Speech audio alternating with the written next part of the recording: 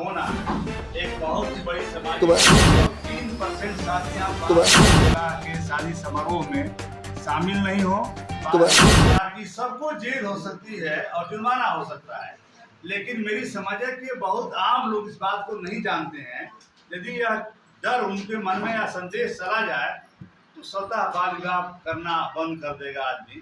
तो इस महत्वपूर्ण अवसर पर जब अक्षय तृतीया है 30 जून को, हमारी ओर से एक कैंपेन चलेगा कि विभिन्न मंदिरों में जहां धर्म गुरुओं के साथ एक साथ ला करके उनसे भी संकल्प कराया जाए कि वे न तो बाल विवाह के किसी समारोह में शामिल होंगे और न कराएंगे।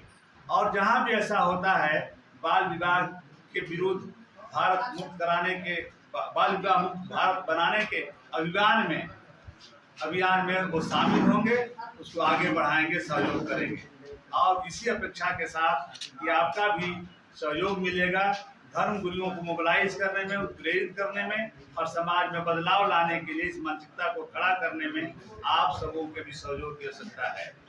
पंचायत माननीय सुप्रीम कोर्ट के निर्देश और बिहार सरकार के 2022 के पत्र के आलोक में हर पंचायत में विवाह का पंजीकरण होगा। मेरी अपेक्षा यह भी है यदि विवाह पंचायतों में ही पंजीयन शुरू हो जाए विवाह का तो इस बुराई को रोका जा सकता है। अब पुनः एक बार आप सबों के सहयोग की अपेक्षा के साथ अगर कोई सवाल हो तो हम लोग सर प्रेस वार्ता की जा रही है। सर जस्ट राइट्स फोरम 160 से ज़्यादा संगठनों के साथ मिलकर बना हुआ एक फोरम है जो इसे भारत के 416 जिलों में कार्य कर रहा है बाल विवाह मुक्त भारत अभियान के रूप में। और अक्षय तृतीया 30 तारीख को पड़ रहा है। भारतीय संस्कृति में इसका बड़ा महत्व है। सारे धार्मिक अनुष्ठान, बहुत सारे धार्मिक अनुष्ठान इस दिन किए जाते हैं। समूह में शादियां भी की जाती हैं। इसलिए यह प्रेस कॉन्फ्रेंस इस बात को बताने के लिए, संदेश जनता में जाने के लिए कि अक्षय तृतीया के दिन कम से कम हम रोक सकें, धर्मगुरुओं को मोबिलाइज कर सकें। धर्मगुरुओं के साथ भी एक संकल्प लेंगे कि वो किसी भी बाल विवाह के शादी समारोह में शामिल नहीं हो, बाल विवाह कराएंगे नहीं और इस अभियान को सहयोग करेंगे।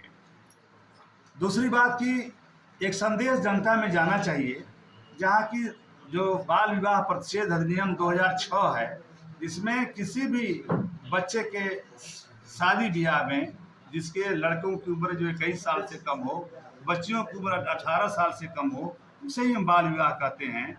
और उसमें यदि शामिल होने वाले, करने वाले अगुआ से लेकर के बाराती, घराती, दूल्हा दुल्हन सबको जेल हो सकती है, सजा हो सकती है।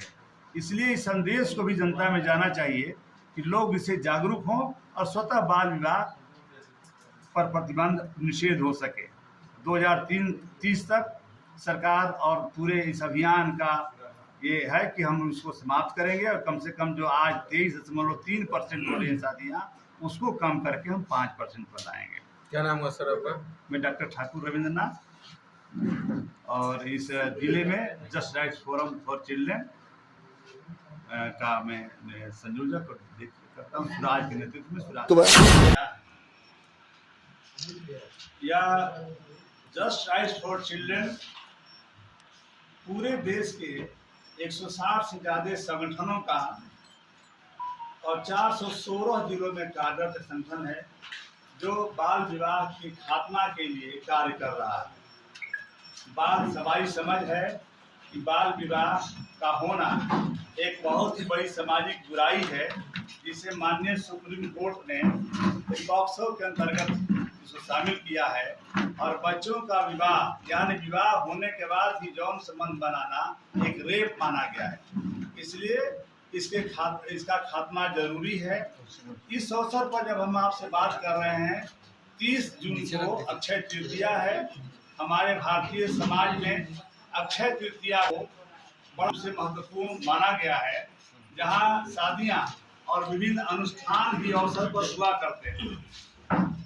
इस हमारा कैंपेन है धर्म गुरुओं को साथ लाया जाए। इसलिए यदि धर्म गुरु एक साथ चले आते हैं और ऐसे किसी भी शादी में, समारोह में न शामिल हो, न करावें, इसमें बालिका और बालक का विवाह हो रहा हो तो निश्चित रूप से बहुत आसानी से इस सामाजिक बुराई और कानूनी बड़े अपराध को समाप्त किया जा सकता है।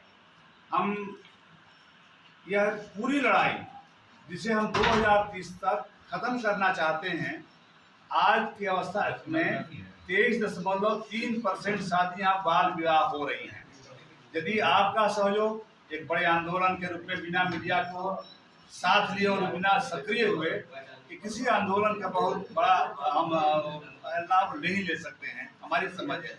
इसलिए आपके सहयोग, धर्मगुरुओं का सहयोग और पूरे जन समुदाय का सहयोग जरूरी है इस सामाजिक बुराई को समाप्त करने के लिए।